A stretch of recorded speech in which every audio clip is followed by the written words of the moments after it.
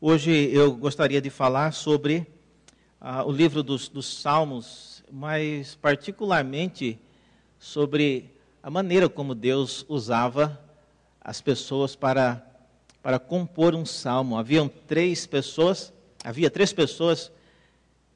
que ajudavam Davi no trabalho de composição, a colocar cifra e música, se fosse o caso.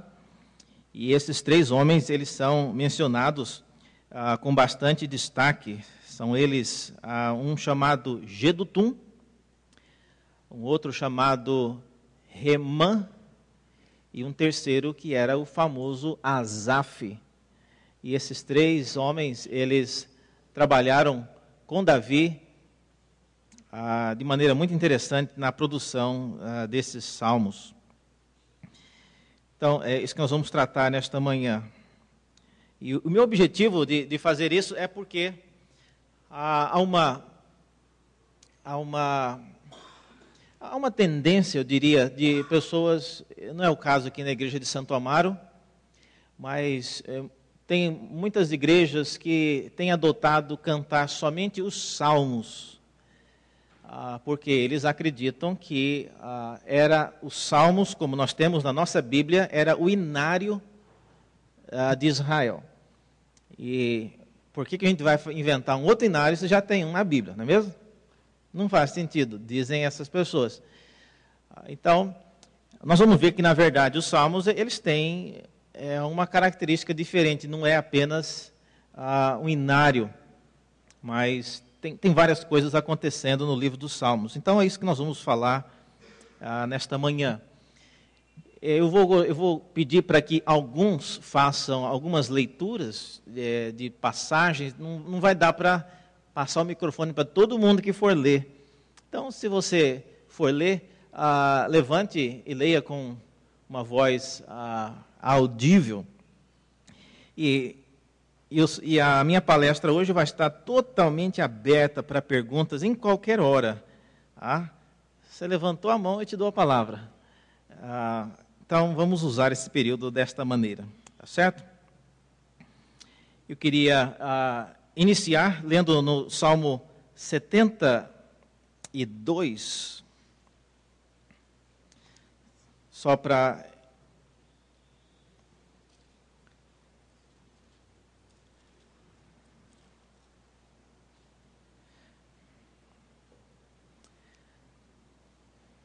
Salmo 72, no final, no versículo 20.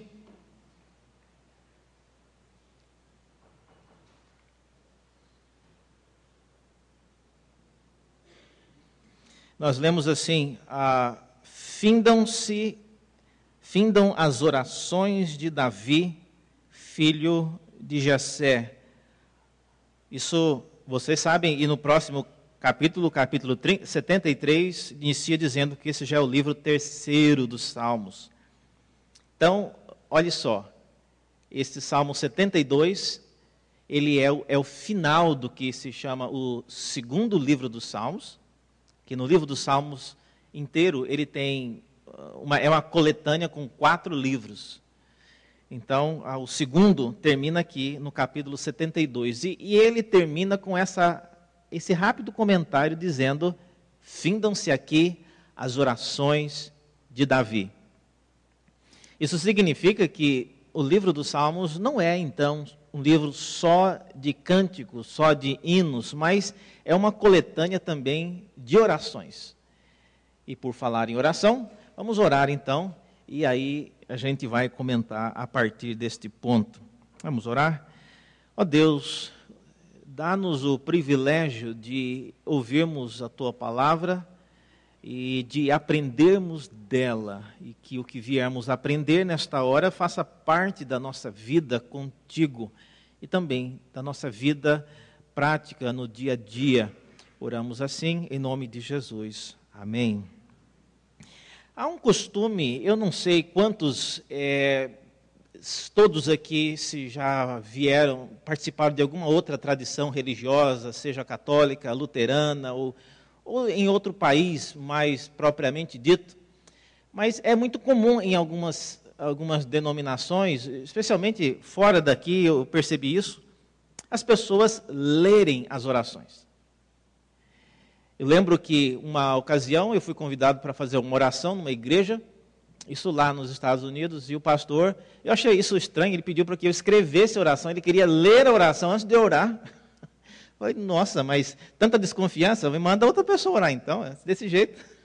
Mas era simplesmente parte de uma tradição, ele queria, na verdade, não era fazer uma investigação no que eu ia falar, ele queria saber só se a quantidade de coisa que eu iria falar caberia dentro da liturgia. Então, era só isso. Então, o livro dos Salmos, ele contém orações que são objetivas, às vezes longas, mas que são capazes de tratar de assuntos que você talvez num dia mais ruim da sua vida, num dia mais talvez triste, você não teria aquelas palavras para se dirigir a Deus. Então, o livro dos Salmos, as palavras dele, nos ajudam a tirar de dentro de nós uma angústia e apresentar diante de Deus de maneira própria. Isso é importante. Eu lembro quando eu era jovem, eu ainda sou jovem, né, mas eu era bem mais jovem, e num grupo da mocidade, e nós estávamos orando antes de sair para um trabalho evangelístico, e tinha um rapaz conosco, ele era recém-convertido e desejoso de orar, pedia para orar, ele era o primeiro. As orações saíam cada escalado, mas Deus conserta, né? E chega diante do Pai da forma que o Espírito quer. E ele, orando a Deus para que Deus abrisse o caminho, não deixasse nada de acontecer na hora do evangelismo, e ele falando, Senhor, pega leve, não deixa que... Rapaz, isso é linguagem para você usar, pega leve, isso não é coisa que você fala para Deus, mas os salmos, então, eles nos ajudam a, no momento de tristeza, usarmos as palavras apropriadas diante de Deus, que nos ajudam a expressar a nossa tristeza. Nos momentos de medo, ele nos ajuda a usar as palavras dos salmos para também trazer diante de Deus o nosso temor, sem que aquilo seja... Não é a questão de você usar palavras erradas diante de Deus, não é isso. Tem gente que não gosta de orar na igreja, e os que são mais espertos avisam isso para o pastor não chamá-los. Os que não são, eles vão acabar caindo na lista. Mas tem gente que não gosta de orar, porque diz, pastor, quando alguém me manda orar, na hora parece que me falta o ar. Né? Eu não sei o que falar, me dá um frio, e as minhas palavras trocam tudo, eu falo o que não devia, e acabo falando até bobagem. Então, não me peça para orar. Mas o livro dos Salmos, nessa parte que trata de orações, então, é um grande recurso para você e para mim, aprendermos nos dirigir a Deus em momentos variados, tanto de alegria, tristeza, de consolo.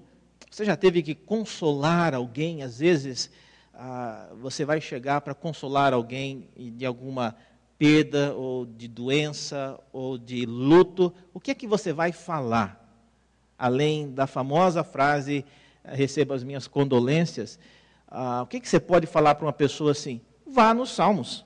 Procure um texto nos Salmos que trate da aflição, da dor. Chegue para a pessoa e diz, meu irmão, eu deixo com você as palavras do Salmo tal e tal, aqui está.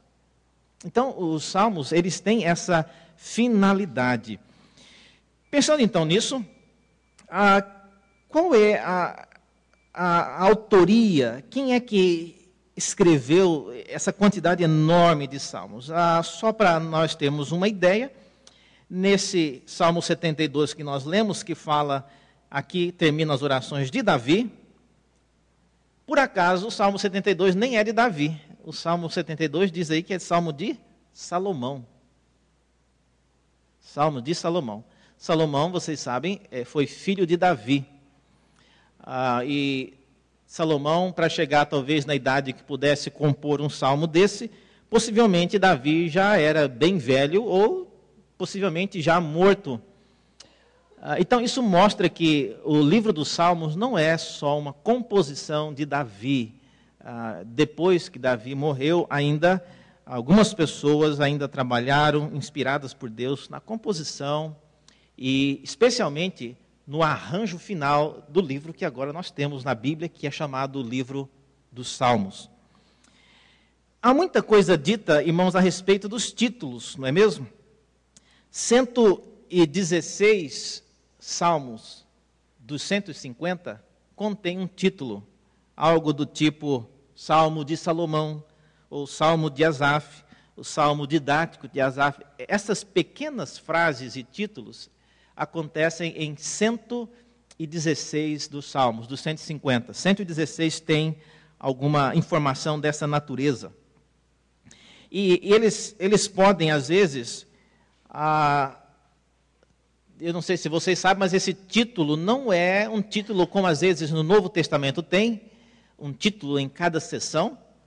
Esses títulos dados no Novo Testamento foram dados pelos editores da Bíblia, na Sociedade Bíblica do Brasil. Mas nos Salmos, esses títulos, eles fazem parte do texto mesmo.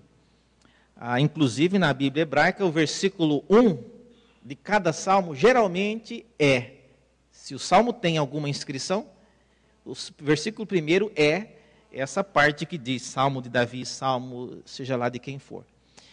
Mas como é que esses títulos funcionam? Algumas pessoas não acreditam que esses títulos eles devam ser levados em consideração muito seriamente. Em primeiro lugar, veja um exemplo no Salmo 30. Alguém leia os primeiros versículos do Salmo 30, onde tem um título que fala que é um Salmo de Davi, e ele era um salmo quando foi dedicado à casa.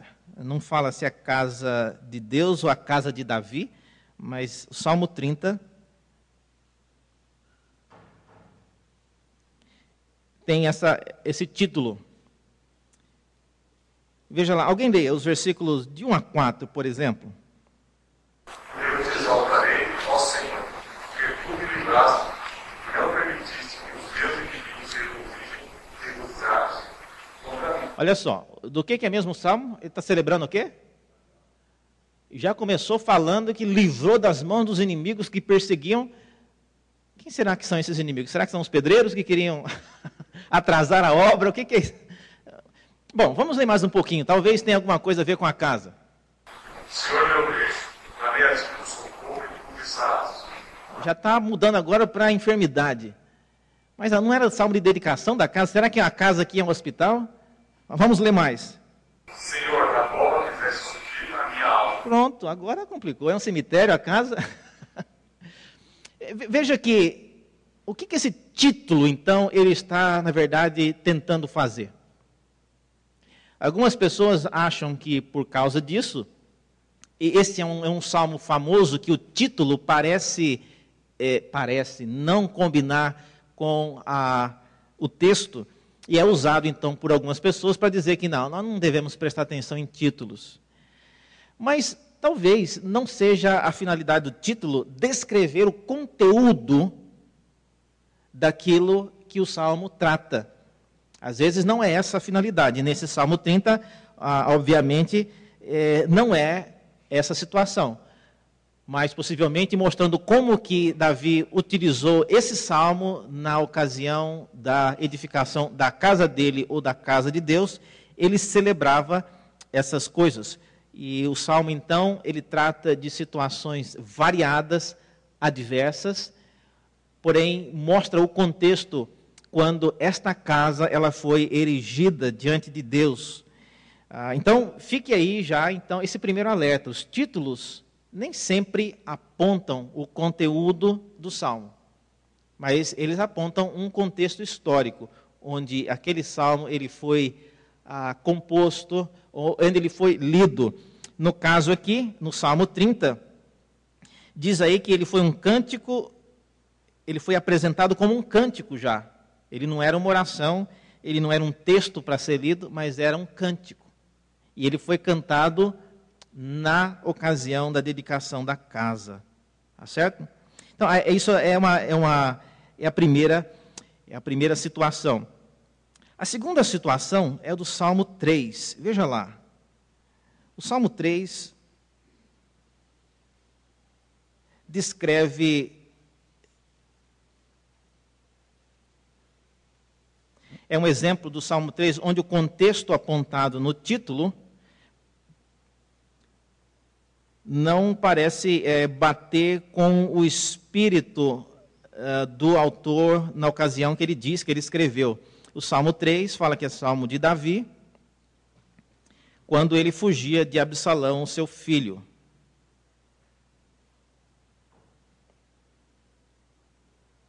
Então, diz assim, Senhor, como tem crescido o número dos meus adversários, são numerosos os que se levantam contra mim, são muitos os que dizem de mim, não há Deus, não há em Deus salvação para ele. Porém tu, Senhor, és o meu escudo, és a minha glória e o que exaltas a minha cabeça. Veja que o Salmo ele está tratando de inimigos de maneira generalizada, mas em ocasiões específicas, Davi ele foi específico e falou de Absalão, mas aqui o Salmo parece retratar de algo mais geral e não da aflição que Absalão estava causando a Davi. Então, esse é um segundo exemplo. Mas, como eu disse, isso é uma evidência de que os salmos, eles não descrevem esses títulos, eles não descrevem o conteúdo do salmo, mas a ocasião quando eles foram, pela primeira vez, cantados ou apresentados na casa de Deus. É isso que a gente deve lembrar e guardar quando a gente lê a respeito desses títulos de salmos. Há um argumento, irmãos, há uma tentativa bem mais bem-sucedida a respeito desses salmos, quando a gente olha para situações que envolvem a famosa expressão Salmos de Davi. E quando a gente olha para os salmos que são chamados Salmos de Davi, a gente vê que Davi, na verdade, ele esteve muito envolvido com a composição e o registro daquilo que Deus queria e que ele registrasse por meio de salmos, ou seja, cantado, escrito para ser orado, cantado, ou hoje os salmos eles são lidos porque a gente não sabe mais a música que ele era cantado originalmente. É por isso que a gente lê os salmos. Se a gente tivesse em algum lugar as notas ou a partitura desses salmos, como eles foram cantados lá em Israel, seria ótimo, mas nós não temos mais. E é por isso que a gente lê alguns desses salmos. Às vezes cantamos também. E um pastor já idoso, reverendo Álvaro, lá em Goiânia, ele era, na época, diretor do seminário, e no culto, no sermão de prova, o seminarista escolheu um hino que ninguém conhecia o hino. Ele foi querer fazer um agrado e acabou, nem o cara que ia tocar lá não era um pianista muito bom igual o Lucas, né? Ele não sabia o hino. Aí, e agora? E ele tentou dar uma arrancada no hino, ficou pior do que... Ele falou, irmãos, nós não vamos cantar o hino, vamos cantar o outro hino, porque esse está muito difícil, a gente não sabe cantar. E o reverendo Álvaro, ele levantou, não, irmão, vamos lê-lo. Porque a gente não canta o hino só por causa da música, a gente canta por causa da letra, e a letra a gente consegue ler. Então vamos ler o hino. E aí, nós lemos o hino em uníssono, e mostrando que o conteúdo do hino também é importante. Os salmos também, nós fazemos a mesma coisa hoje. Nós não podemos cantá-lo igual ele foi cantado, porém nós podemos, com certeza, lê-lo e trazer grande benefício para a igreja. Bem, o relacionamento de Davi com os salmos não é simplesmente aquele que escreveu, sentou e escreveu todos os salmos. Isso não aconteceu. O próprio Salmos diz isso e várias pessoas estiveram envolvidas no trabalho dos salmos.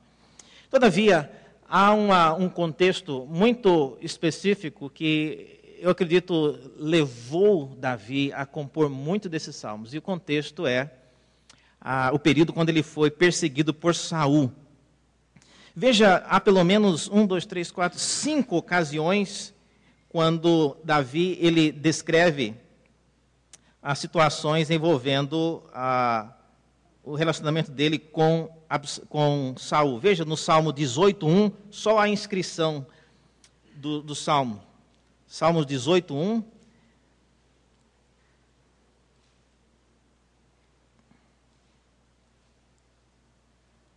Alguém pode ler o Salmo 18:1?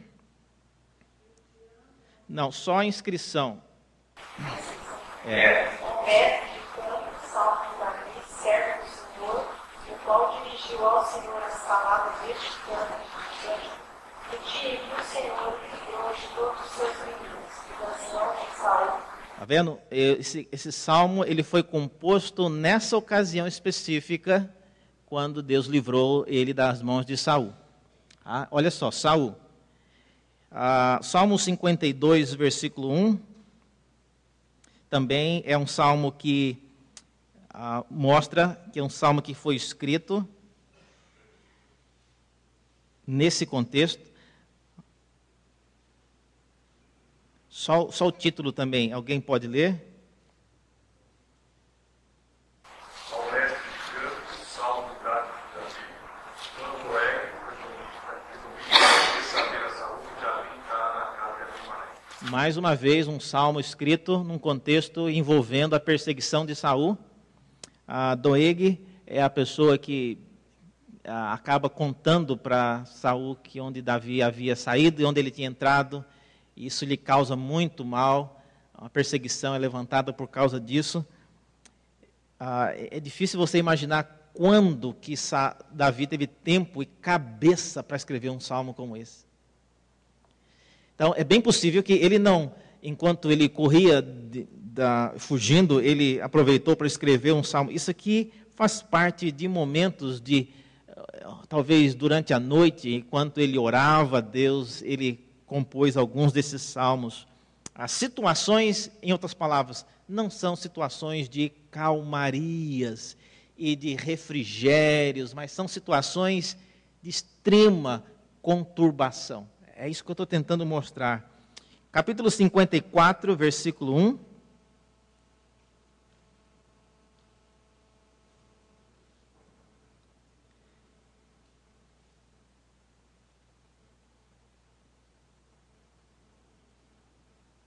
Ao mestre de canto, salmo de Davi para os filhos de Córne, de Davi quando os inteiros vieram a dizer a Saul: não está Davi,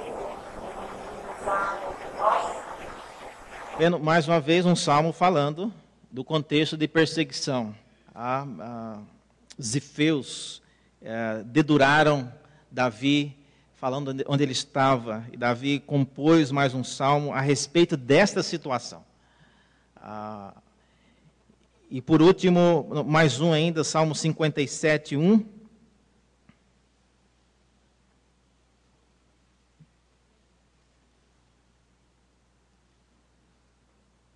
Ao mestre de canto, segundo a melodia, não discurso. Olha só, esse salmo inclusive mostra que na época em que ele foi escrito já havia outros salmos, esse cântico aí chamado Não Destruas.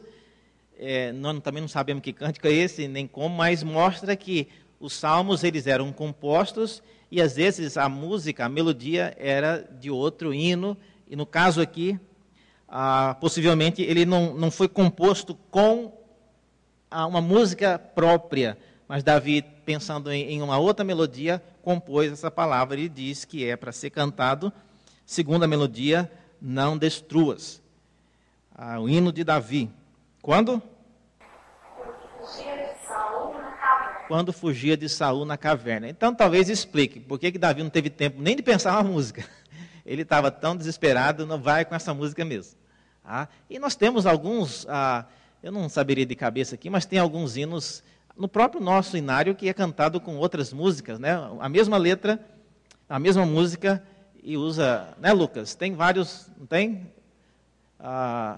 Eu já vi isso sendo feito. E é a mesma coisa aqui. Davi ele está sugerindo que o hino seja cantado segundo esta música. E por último, Salmo 59, versículo 1.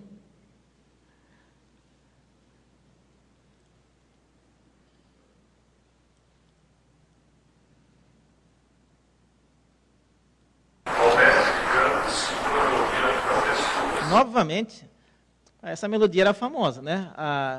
Mas o contexto também é o mesmo. Davi não teve tempo ainda de pensar outra música, vai com essa mesmo. O importante é a letra. E aí diz que, olha qual é o contexto? Quando Saul mandou que vigiassem a casa para matar. Tá vendo?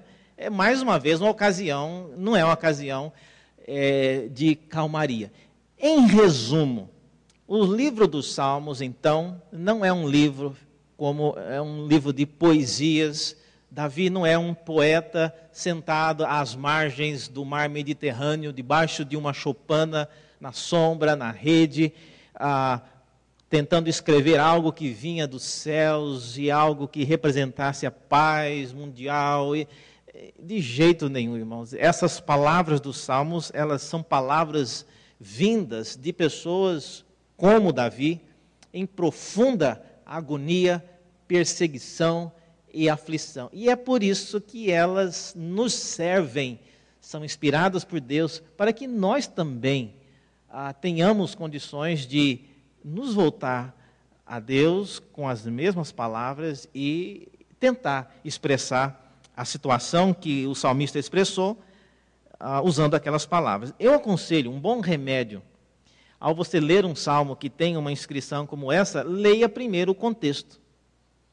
Leia primeiro o contexto. Qual é a situação quando Saul mandou que fosse sitiada a casa de Davi para matá-lo? Dê uma lida no texto e você pode dizer, é exatamente isso que eu estou passando, pastor. É isso aí. Veio com uma luva. Então leia o salmo como uma oração a Deus. Você já se pegou orando diante de Deus à noite, em casa, uma oração que você já começa a orar, você já pensa, essa oração está bem parecida com a que eu fiz ontem.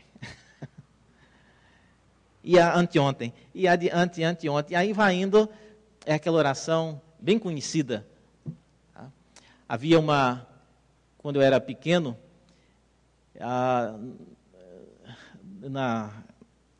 eu morava numa região que era uma escola evangélica, até o Tom era dessa escola há um tempo atrás, nos anos 80, ele chegou lá bem antes disso, eu cheguei em 80, e eu devia ter uns 8 para 10 anos, e tinha as famosas reuniões de oração, e no interior, bem afastado, não tinha mais nada o que fazer para uma criança de 10, 11 anos fazer, então vai para a reunião de oração.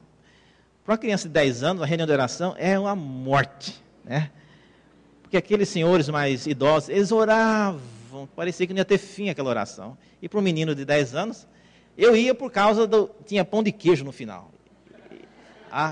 O pão de queijo era bem da hora e tinha chá de cidreira, capim de cidreira. Nossa, aquilo era uma maravilha. Mas até que chegasse nesse pão de queijo e nesse chá, irmãos, geralmente se colocava assim na sala, a cadeira ao redor da sala, na parede, e aí começava aqui, todo mundo orava o tanto que quisesse. Aquilo para um menino era morte, e às vezes eu dormia no banco, acordava e ainda estava ali no meio da sala. E não acabava nunca, mas não era tão longo assim, mas é para criança, né? E tinha um senhor que quando ele orava, ele começava a orar, você podia esperar, né? Era 30 minutos, e ele orava desde a criação, passava pelo cativeiro, ia por todos os reis de Israel, chegava em Atos dos Apóstolos. Era realmente, era uma bênção. A criança que tem a cabeça, às vezes está com as pressas, né? Mas graças a Deus por homens e mulheres de Deus que oraram. Não tem nada de errado com isso. Mas apenas mostrando que, quando você se vê numa situação, às vezes, que você já cansou até de orar aquela mesma oração, pegue um salmo. Pegue um salmo para orar na hora da ceia do Natal, ao invés da famosa oração, né, do jovem lá em Goiânia também, seja no acampamento, todo mundo com fome, até fazer todo mundo ficar quieto, e aí vem a oração. E aí pediu para o jovem orar, ele, Senhor, faça mal, faça bem, em nome de Jesus, amém. O pastor repreendeu o jovem, né? Essa não é oração para agradecer uma comida que o Senhor deu né, prova da sua fidelidade. Então, nós precisamos, às vezes, dar fazer um upgrade nas nossas orações, não é mesmo? Esse ano agora eu vou começar a fazer orações novas. Eu vou pegar alguns salmos, à luz daquilo que o salmista me ensinou, eu vou formular algumas coisas novas para dizer a Deus. Eu não sei quantos aqui, os mais jovens não devem lembrar disso, mas eu lembro que no Inário Evangélico tinha uma parte atrás que chamava as antífonas. Alguém lembra disso? Antífonas. Ninguém lembra disso, gente? Quem? Você lembra? Então eu não estou mentindo. Tem alguém que lembra aí. Você era bem novinha? Não, eu era... só a senhora que lembra, ninguém mais lembra das antífonas que tinha no final do Inário Evangélico. Antífonas eram pedaços, porções de textos da Bíblia, né? Não sei quem fez aqui, eram porções seletas, faziam texto, e você lia as antífonas num contexto, naquela época, quando a Bíblia talvez não era disponível para todos e na mesma língua, então já tinha porções ali, no Inário já tinha porções para serem lidas na liturgia, no culto. E as antífonas eram boas porque elas tinham uma antífona para momentos de tristeza, de alegria, de gratidão e assim por diante. Então você lia porções seletas. Na Bíblia dos Gideões tem no final, a Bíblia dos Gideões não, a Bíblia é de Deus, né? Distribuída pelos Gideões, tem aquelas sugestões de quando você estiver nessa ou nessa condição, leia tal. As antífonas eram mais ou menos assim, só que tinha os textos também. Então, faça isso, é um desafio que os Salmos nos traz para usarmos isso, para aprimorarmos a nossa comunicação diante de Deus. É muito bom. Tome isso como um desafio nesse final de ano. Eu quero melhorar as minhas orações diante de Deus e onde quer que eu vá orar, nem que você tenha que escrever, botar numa fichinha dentro da sua Bíblia. É óbvio que se alguém vai pedir para você orar ano que vem, se você é da SAF, você vai ter que orar em alguma reunião. Se você é da UPH, da Junta Diaconal, você vai ter que orar. Se você está na sala da escola dominical, você vai ter que orar um dia. Escreva, irmãos, a sua oração. Não, isso aqui não é antífona não, mas são sugestões, né? A antífona tinha o texto bíblico, inclusive, né? E vinha no Inário, no final do Inário Evangélico. Sim.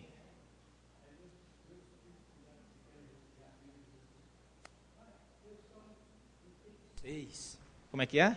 Meus filhos, quando eram pequenos, queriam ouvir uma oração assim, dizia: meu pai, lê o Salmo 86, que é muito bom. Aí já é uma oração completa, né? É verdade. Os salmos, eles geralmente expressam, diferente de alguns outros textos, é alguém falando. Tá? Então, é importante a gente manter esse nível de comunicação com Deus, bem pessoal. Tá? Não? Ele está te forçando a fazer uma pergunta aí? Bom, veja, vamos dar um passo adiante, irmãos. Alguns exemplos, então, de salmos que mostram que as situações que geraram e que deram origem ao texto e à música dos salmos, elas podiam ser variadas e usadas de um salmo para outro. E algumas ocasiões, por exemplo, quando Davi compôs um salmo, no caso, em 2 Samuel, no capítulo 1, quando Jonatas e Saul morreram, veja que o Salmo de Davi, ele foi escrito não no livro dos Salmos, ele escreveu algo que foi registrado em outro lugar. 2 Samuel, no capítulo 1, é a situação que descreve a morte, o lamento que Davi fez a respeito da morte de Jonatas e Saul.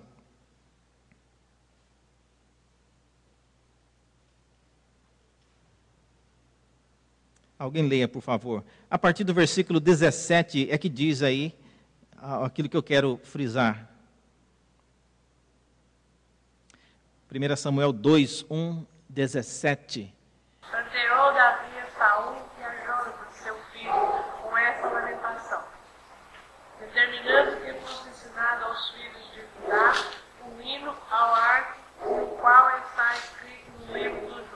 Está vendo? Essa lamentação que Davi fez a respeito de Jonatas e de Saul, ela foi registrada num livro que não é o livro dos Salmos, e nós temos ela aparecendo no livro de 2 Samuel, e é uma lamentação de Davi. Por que ele não colocou isso no livro dele, ou no livro dos Salmos? Diz aqui o texto que isso já fazia parte do livro que chamava o Hino ao Arco, e é parte então de um outro contexto, mostrando então que as obras de Davi e os Salmos não eram apenas feitos para ser registrados no livro dos Salmos, mas em outras ocasiões, em outros livros, em outras obras que nós não temos hoje. Como é que o livro dos Salmos, irmãos, era usado? Será que ele era realmente o inário de Israel? O livro dos Salmos, como nós temos ele hoje, na minha e na sua Bíblia, é já fruto de um trabalho bem mais longo e demorado. Há salmos que são de Moisés, de Salomão, salmos de Davi, muitos deles, salmos de Asaf, e salmos que descrevem situações quando o povo já estava no exílio, então Davi já não era mais vivo. Salmos que mostram o povo retornando do exílio, mostrando assim que os salmos eles demoraram para ser compostos. Então isso mostra que o livro dos Salmos, como nós temos ele hoje, não pode ter sido o inário como o inário novo cântico para Israel, porque como ele está hoje, ele não estava pronto nos dias em que Israel tinha um templo, como era nos dias de Davi e Salomão, especialmente Salomão em diante. Já nos dias de Josias, por exemplo, o nível de interesse pela casa de Deus era tão baixo que Josias, quando mandou fazer a reforma no templo, a Bíblia ela foi encontrada na reforma, e depois de encontrada, ninguém sabia nem o que era aquilo. Não fosse a profetisa Hulda, eles não teriam nem tido a condição de analisar aquele texto e saber que aquilo lá era a lei de Deus, a palavra de Deus, que devia estar sendo pregada, na verdade, mas ninguém conseguia nem mais identificar o que era aquilo. Possivelmente por causa da linguagem, o texto hebraico ali já era mais antigo, numa escrita antiga que as pessoas não conseguiam mais identificar a escrita. Então, era uma coisa já bastante fora do contexto deles. Então, os salmos, eles serviram mais do que qualquer outra coisa em tempos isolados na história de Israel para celebrar de forma oficial e de forma com palavras que Deus queria que ficasse guardado para a posteridade, momentos importantes de sofrimento, de alegria, de pesar, de ansiedade. Esses momentos foram registrados e é aí que entra o Espírito de Deus preparando e trabalhando nesses homens para compor esses salmos. Às vezes, quando você vai, por exemplo, num funeral, num velório, e quando é dada a palavra para os parentes falar alguma coisa, quem quer falar alguma coisa? Aí, se vai um parente lá, emocionalmente abalado, começa a falar um monte de coisas, e às vezes coisas que não procedem, mas você não vai mandar a pessoa parar de falar, ela está falando ali. Os salmos não são assim. São palavras que, embora as pessoas estivessem abaladas emocionalmente, ou fisicamente, ou espiritualmente, as palavras foram dirigidas por Deus. O maior exemplo disso é o Salmo 73. O Salmo 73, o salmista, ele estava, diz o texto, olhando demais para a vida do arrogante, ao ver a prosperidade deles. E ele diz que os arrogantes, os perversos, eles se enriquecem, parecem não ter nenhum tipo de enfermidade, e ele vai observando aquilo, vai falando, chega ao ponto, o Salmo 73, onde o salmista diz, aparentemente eu conservei puro o meu coração inutilmente, não valeu de nada preservar o meu coração puro diante de Deus. Olha só o ponto em que ele chegou. E aí, ele, no versículo 13, ele dá um retorno e ele diz: todavia, se eu pensara em falar tais palavras, eu teria traído a geração dos filhos de Deus. E ele começou a atinar com o fim dos perversos ao entrar na casa de Deus. Então veja que ele não falou aquilo que ele tinha escrito nos Salmos, isso ele pensou, mas ele escreveu depois que ele já tinha chegado a uma conclusão diferente a respeito da vida dos perversos e da vida dos ímpios e a prosperidade que eles têm. Alguma pergunta até aqui, irmãos? Eu tenho uma. Existe alguma ordem cronológica dentro de todos os livros, né, dos 150, para efeito de petição, de agradecimento, de súplica, em cada salmo, para a gente poder tentar decorar a localização de quando tem necessidade? Ou buscar quando tiver necessidade, Isso. né? São 4 livros no Salmo, 4 divisões. Vários estudiosos já têm mostrado e observado isso, e realmente procede. Os Salmos, eles começam com uma aflição. Os primeiros Salmos começam falando de perseguição. O Salmo, no primeiro livro, por exemplo, dos Salmos, que vai até o Salmo 41, é o que tem o Salmo, por exemplo, 22. Deus meu, por que me desamparaste? Você vai lendo ali o primeiro livro, não é escrito pela mesma pessoa, mas todos os Salmos, o autor está sendo perseguido. No segundo livro, que termina com o Salmo 72, essa perseguição, ela começa a caminhar mais para o lado messiânico e levando a pessoa a uma confissão. E à medida que o segundo e o terceiro livro dos Salmos, eles culminam já num ato de gratidão e exultação. Os últimos Salmos da Bíblia já são salmos só de louvor praticamente.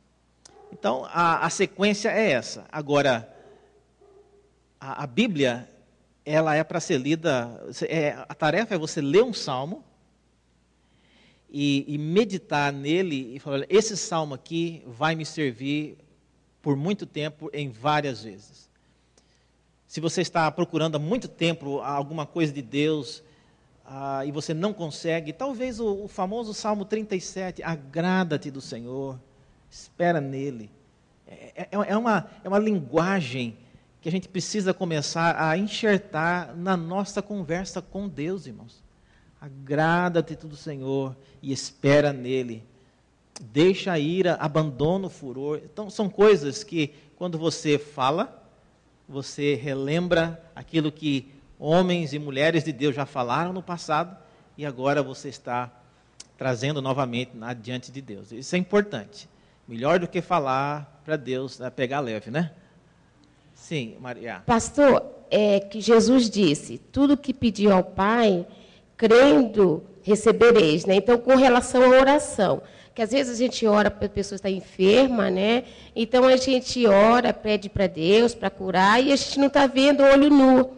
Então a oração aí como que continua pedindo.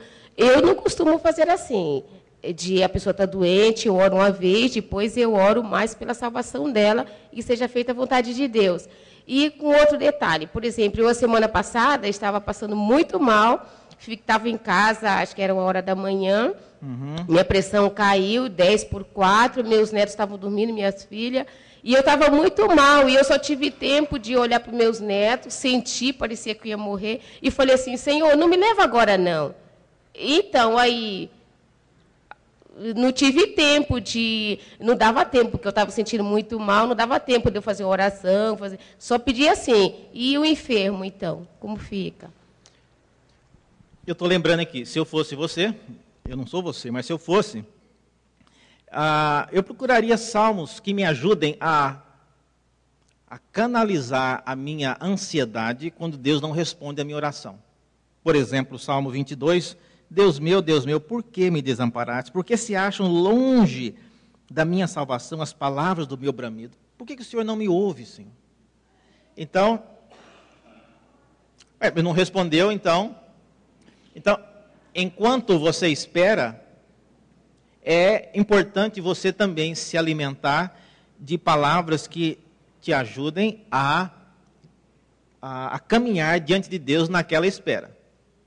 Porque, como nós vimos hoje de manhã, 7 dias na vida de Jó causou um estrago violento. Ele quieto ali, ele era uma panela de pressão. Então, enquanto você estiver aguardando uma resposta de Deus, encontre salmos que leiam, praticamente eles parecem ler a sua vida e expressar de maneira correta diante de Deus. Tá certo? Eu não sei se você já teve essa sensação de às vezes, estar do lado de uma pessoa e você acha que ela está bem, mas de repente ela abre a boca e você vê que ela, na verdade, ela está muito amargurada e falando coisas assim pesadíssimas que você pensa, nossa, essa pessoa não devia estar falando isso aí para todo mundo ouvir. Devia estar falando isso mais num grupo menor de gente que são pessoas que são preparadas. Isso que ela está falando não era para ser falado assim em público, porque tem não crentes no meio, tem pessoas novas na fé. Ela não devia estar falando isso. Os salmos nos ajudam, irmãos, a falar coisas que são graves, sérias, mas na proporção correta, na maneira correta. E é por isso que Deus nos deu o livro dos Salmos. Deixa eu falar um pouquinho sobre 3 pessoas que ajudaram Davi na composição desses salmos. São eles Jedutum, Remã e Asaf. Veja em 1 Crônicas, no capítulo 16, é a primeira vez que eles são mencionados. 1 Crônicas, no capítulo 16...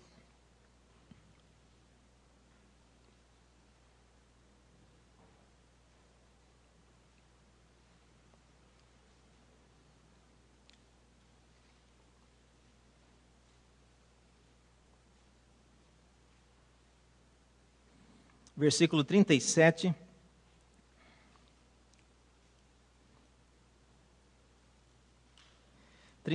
Em diante, quando Davi trouxe a Arca da Aliança,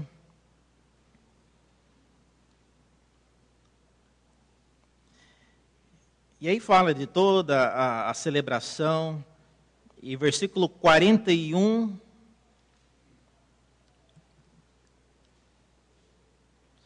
1 Crônicas 16, versículo 41, fala que Davi, ele deixou com eles, vamos ler aqui o anterior, saber o que ele deixou, vamos ler o versículo 37. Então Davi deixou ali, diante da Arca da Aliança, estou lendo 1 Crônicas 16, 37, deixou diante da Arca da Aliança do Senhor a Asaf e a seus irmãos para ministrarem continuamente perante ela, segundo se ordenara para cada dia. Também deixou a Obed-Edom com seus irmãos, em número de 68, a Obed-Edom, filho de Jedutum, e a Rosa para serem porteiros, e deixou a Zadok, o sacerdote, e aos sacerdotes, seus irmãos, diante do tabernáculo do Senhor, num lugar alto de Gibeão, para oferecerem continuamente ao Senhor os holocaustos sobre o altar dos holocaustos pela manhã e à tarde. E isso segundo tudo o que está escrito na lei que o Senhor ordenara a Israel. E com eles deixou, aí vem, Remã, Jedutum, e os mais escolhidos, que foram nominalmente designados para louvarem o Senhor. Então, esses 3, eles eram pessoas que haviam sido designadas para louvar ao Senhor. Então, a figura deles começa a aparecer cada vez mais, essas 3 pessoas. Se você ler, por exemplo, em 2 Crônicas, no capítulo 5, esses 3, eles voltam a aparecer com esse papel específico. 2 Crônicas 5:12, Asaf Remã e Jedutum, eles eram considerados, de maneira mais geral, os levitas cantores. E aí diz, 2 Crônicas 5:12, alguém pode ler, por favor? 5:12. Isso, Michel. 5:12. Quando todos os levitas que eram cantores, isso é, Asaf, Emã, Jedutum, os filhos e irmãos deles, vestidos de linho fino, estavam de pé para o líquido do altar, com símbolos, com alaúdes e armas, com eles a pé 120 sacerdotes. Vendo? Até aí, obrigado. Então, eles eram cantores, esse que eu queria que vocês observassem. Eram cantores. Os três. Agora, pelo menos em alguns salmos, você vê que Jedutum, ele é o mestre do canto, que alguns salmos são dedicados a ele, inclusive, ao mestre de canto. Tá? Veja o Salmo 39, por exemplo, aponta nominalmente ao mestre de canto, vírgula, Jedutum. Tá? Então, ele era uma pessoa importante. Quem está pensando em ter um filho aí, não escolheu o nome, é um nome bonito, ó, Jedutum, um nome muito importante. Pode não agradar você, mas é um nome muito importante na Bíblia. Jedutum. Mas veja no Salmo 39, versículo 1, só o título que diz: ao mestre de canto, Jedutum. Então, ele era o mestre de canto. Olha só que honra ter um salmo, né, dedicado a ele. No salmo não fala sobre ele, o salmo não é composto por ele, mas é um salmo que foi escrito e dedicado a ele, possivelmente por um desses auxiliares também de Davi. O Salmo 62:1, por exemplo, mostra que Jedutum, ele era, às vezes, aquele que compunha as músicas para os salmos de Davi. Salmo 62:1, veja esse detalhe, que o Jedutum, ele era também uma pessoa que compunha as músicas. Davi escrevia as letras e Jedutum colocava a música na letra. Salmo 62:1, o que é que diz aí? Não, leia o título. O título faz parte do Salmo.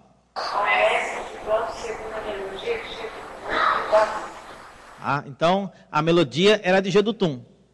O Salmo era de Davi. Veja a importância, então, do trabalho de Jedutum na composição dos Salmos. Ele não era simplesmente uma pessoa, você pode falar, mas reverendo, mas o importante é a letra. A música, qualquer um põe. Não, senhor, não, senhora.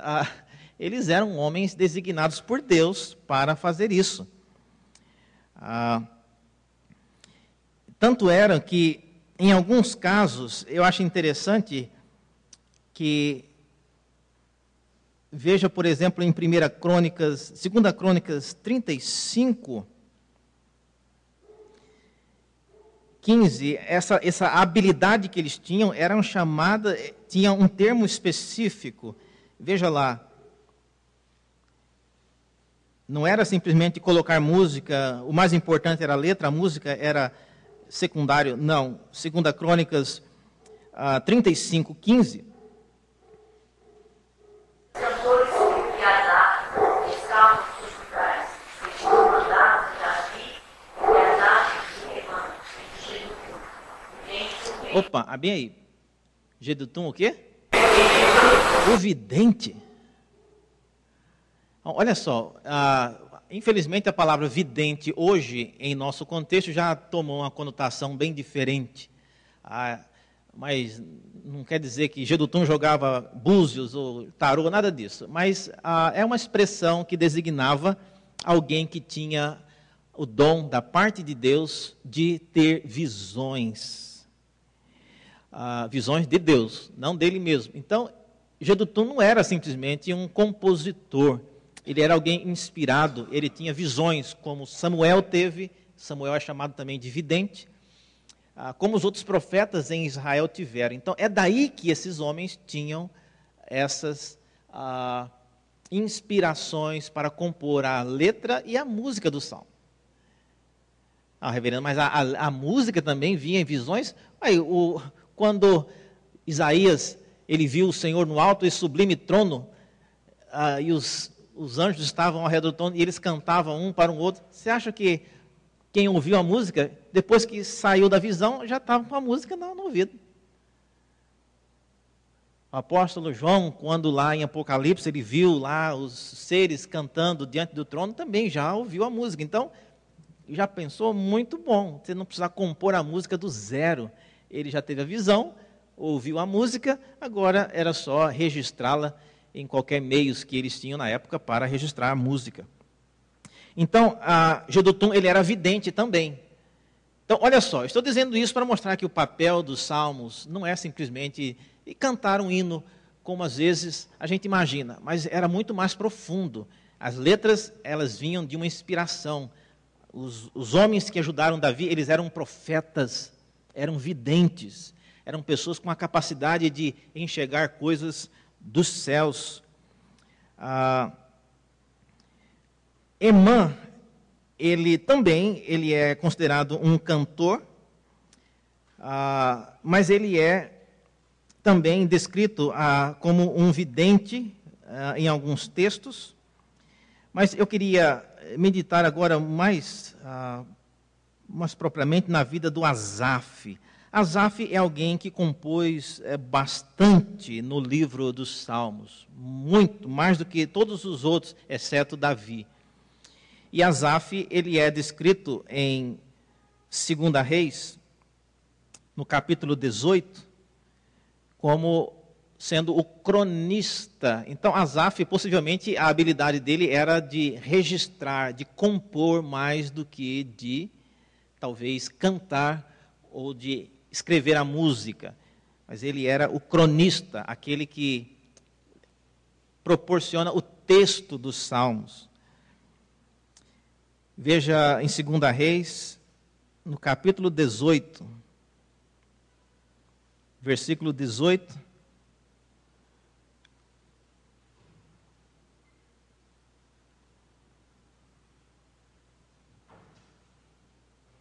Alguém leia o 2 Reis 18, 18, por favor. Ele chamado rei saiu de São João de Aqui, filho de Isquias, Odom, Sébia, o escrivão, Joab, filho de Asaf. Asaf, o cronista. Interessante que a ocasião, nós não vamos entrar no detalhe, mas a ocasião, gente, a ocasião pede o ladrão, né? Mas essa ocasião aí, a gente tem que chamar as pessoas que são boas na hora. Não é, Asaf sabe cantar, mas canta mais ou menos. Não, numa hora como essa tem que chamar os melhores. E chamou Asaf porque ele era, no que ele fazia de melhor, ele era um cronista, mais do que qualquer outra coisa. Ele cantava também, e se precisasse compor, ele compunha também, mas a capacidade de fazer crônicas, ou seja, de redigir um relato de uma história de maneira interessante, essa que era a habilidade dele. E ele também é chamado mais para frente, 2 Crônicas 29 e 30, nós não vamos ler, ele é chamado também de vidente do rei. Ele também tinha visões. Asaf escreveu 11 salmos.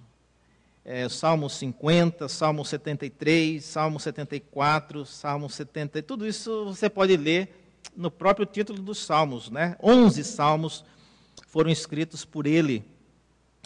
E muitos salmos, assim, importantes. Em suma, a autoria de Davi, então, ela está especialmente amarrada a esse modelo de equipe editorial e promocional dos cânticos de celebração em Israel. Asaf, Hemã e Jedutum, bem como seus filhos, produziram um acervo completo de letras e músicas e arranjos alternativos para serem usados em várias ocasiões. Então, não pense que o livro dos Salmos é um livro somente de cânticos, mas era muito mais profundo.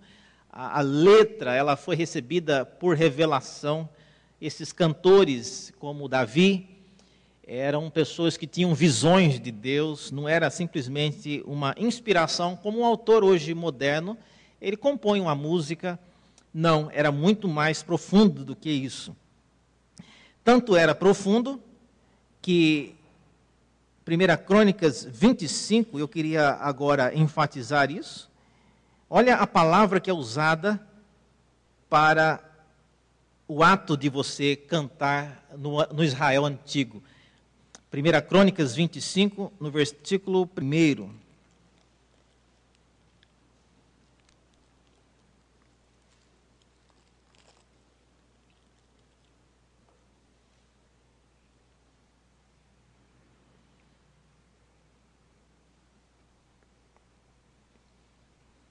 O que é que diz aí? Davi, juntamente com os chefes do serviço, separou para o ministério os filhos de Asaf, de Emã e de Jedutun, para profetizarem com harpas aonde se sintam. Para profetizarem com harpas. Olha só. Profetizar com harpa. Não é à toa que às vezes algumas igrejas neopentecostais, e as neopentecostais nem tanto mais, né? Mas eles usam essa expressão. Vamos profetizar agora, com esses cânticos. E eles entendem que às vezes quem ministra, usa essa expressão, vamos ministrar o louvor, por causa dessas linguagens assim. Mas há uma distinção muito grande entre o que às vezes hoje a gente canta com um cântico da Hillsong, e o que Asaf, Jedutun e Remã eles faziam. Eles profetizavam porque a letra e a música deles era de um contexto, como eu disse, de visão dos céus. E essa ideia de profetizar com harpas, ela é muito desenvolvida no Antigo Testamento. Quando, por exemplo, Saul foi escolhido rei, Samuel ungiu Saul e ele deu algumas instruções. Dentre elas, isso está no capítulo 8 de 1 Samuel, ele disse, olha, você vai descer, Samuel dizendo para Saul, e você vai encontrar um grupo de profetas que vem no caminho profetizando. E lá diz que esses profetas, eles vinham profetizando com instrumentos. E o que era para acontecer? Não só encontrar, celebrar, olha, eu agora sou rei, tá, muito prazer. Não, a ideia era que ao encontrar, Saul também profetizaria com eles. E de fato aconteceu. Então, no Antigo Testamento, essa ideia de profetizar com harpas, adufes, a dança não está aqui não, né? Mas a harpa e o tamborim, ela é muito associada, tanto que quando, por exemplo, Miriam, irmã de Moisés, depois do cântico de Moisés, fala que Moisés cantou lá o cântico, e depois ela veio e ela pegou um tamborim e ela começou a profetizar, e ela, na verdade, ela fala só uma última linha do cântico que foi de Moisés também. Davi, quando ele chega no templo trazendo a arca, ele vem com aquelas danças deles mirabolantes e toda a equipe cantando, mostrando então que o ato de profetizar no contexto até o período de Salomão, especialmente, era muito envolvido com música. Isso não vai ser assim. Quando começam os profetas chamados profetas menores e maiores, eles não tinham nada nem de cantar, nem de... A mensagem deles era a mensagem escrita, e ela foi preservada como os livros que nós temos hoje. Mas no período até Salomão, essa prática de profetizar com harpas era muito bem conhecida. Capítulo 25, versículo 3 ainda diz novamente, veja aí, o mesmo capítulo que você leu, 25:1, agora o versículo 3. Quando a família de Jedutun, os filhos, Gedalias, Zeri, Jesarias, Asabias e Matitias, 6, sob a direção de Jedutun. Sob a direção dele, tá vendo?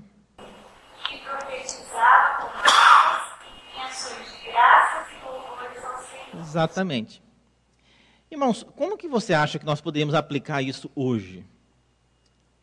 Será que a gente podia profetizar cantando um cântico na igreja hoje? Seria a mesma coisa? Domingo passado estragou o nosso data show e tinha que escolher um hino que era conhecido, né? E era o dia que o Corinthians estava jogando e o pastor Leandro mandou cantar Tu És Fiel, né? Foi uma profecia, né? Não, eu estou brincando, mas como é que nós poderíamos aplicar isso hoje para a nossa vida? Os nossos cânticos, como eu disse, eles precisam retratar aquilo que Deus está fazendo no nosso meio. E aquilo que nós falamos precisa, tanto cantado como lido, precisa vir dos céus. Precisa vir menos da nossa cabeça e do nosso coração e vir dos céus, porque aquilo que é falado aqui em cima ou no meio do povo de Deus é dito, é cantado e é lido para a glória de Deus e para a edificação do povo dele. Então, o trabalho desses homens, Jedutum, Remã e Asaf, eles eram tidos e entendidos como pessoas que não apenas cantavam, mas eles profetizavam. Até, veja no Atos, capítulo 2, versículo 30, fala que Davi era um profeta. É interessante, né, o Novo Testamento ainda preservar essa percepção de que os salmistas que trabalharam na composição, eles eram profetas, eles não eram apenas cantores e compositores. Atos 2, 30,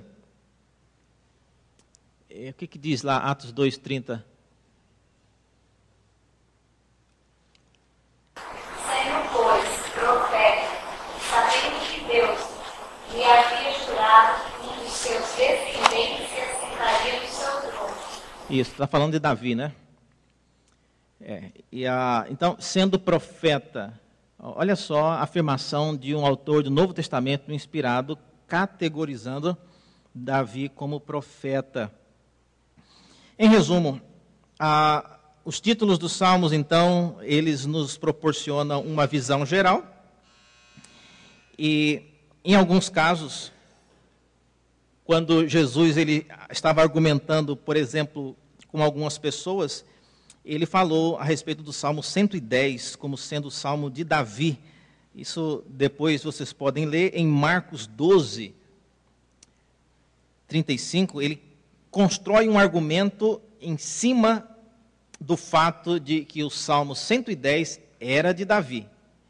E no Salmo inteiro, no texto do Salmo mesmo, não fala que o Salmo é de Davi, só no título. Então veja só, Jesus sabia que o Salmo já existia com o título, ele já menciona o Salmo, e o argumento dele está baseado no título do Salmo. Ele joga com o título do Salmo, que fala que o Salmo era de Davi. Então, como é que Davi poderia estar falando de alguém que era o seu Senhor, se era ele mesmo que estava compondo o Salmo? Então, isso mostra que os títulos eram importantes. O resumo, irmãos, que eu deixo é que a nossa vida de adoração diante de Deus comunitária precisa realmente ser um ato profético. Porque as pessoas que vêm até a igreja, os que nos visitam, às vezes eles virão uma vez só. As pessoas que estão vindo para adorar a Deus, elas precisam ouvir palavras proféticas. É bem mais fácil você sair daqui com a letra de uma música. Sabe quando você fica com a música presa na cabeça que não sai? Às vezes, geralmente é música ruim, né? Mas geralmente, eu nunca vi falar que alguém... Eu estou com aquela pregação do pastor Leandro aqui na cabeça que não sai. Não, geralmente a gente não grava o sermão dos nós, pastores, como a gente grava uma música. Então é bom que as músicas também sejam palavras proféticas, porque a gente grava bem mais uma música por causa da melodia do que a gente grava um sermão de qualquer pastor. Alguma pergunta? Eu vou parar aqui. já... não precisa ter, né? Mas vamos orar então, vamos nos colocar de pé e vamos orar, encerrando então a nossa escola dominical. Pai Celeste, muito obrigado pela Tua palavra, pelos salmos que nos ajudam, eles nos ajudam a poder falar a coisa certa, do modo certo, na Tua presença, a tal ponto que as pessoas que nos ouvem possam também ser desafiadas, confortadas e edificadas. Ó Deus, renove a nossa linguagem diante de Ti e na Tua casa.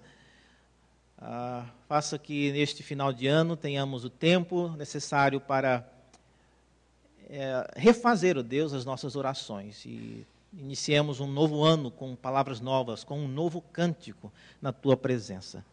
Oramos assim em nome de Jesus. Amém.